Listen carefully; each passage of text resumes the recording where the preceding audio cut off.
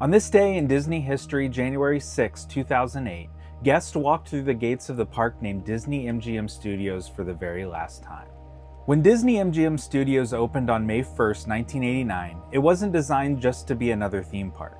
Inspired by an idea from Marty Sklar and shaped under Michael Eisner, the park was meant to be a working studio, a place where guests could watch movies, television, and animation being made while celebrating Hollywood's golden age. Sound stages, a massive backlot, and even a functioning animation studio were all part of the plan. The MGM name came from a licensing deal meant to give the park instant Hollywood credibility, but that relationship was complicated almost from the start. Legal battles in the late 1980s and early 90s clarified that Disney could use the MGM name, but MGM had no real creative involvement. The branding stayed, even as the studio side of the park slowly began to fade. In the early 90s, attractions like the Great Movie Ride, the Backlot Tour, and live animation tied guests to the filmmaking process, but new additions told a different story. Sunset Boulevard arrived in 1994, anchored by the Twilight Zone Tower of Terror, a ride that felt less like a tour and more like stepping into a movie.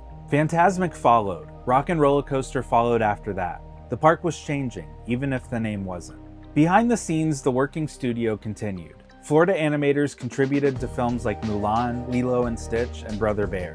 But by 2004, the animation unit closed, and the last real pieces of the production dream slipped away.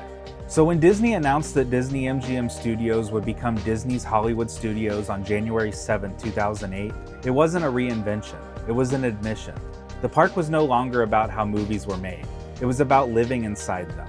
In the years that followed, the transformation accelerated.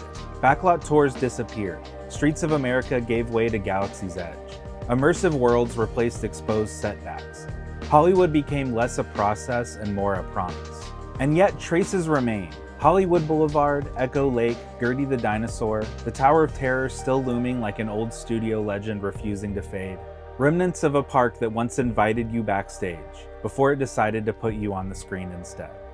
Follow for more Daily Disney History.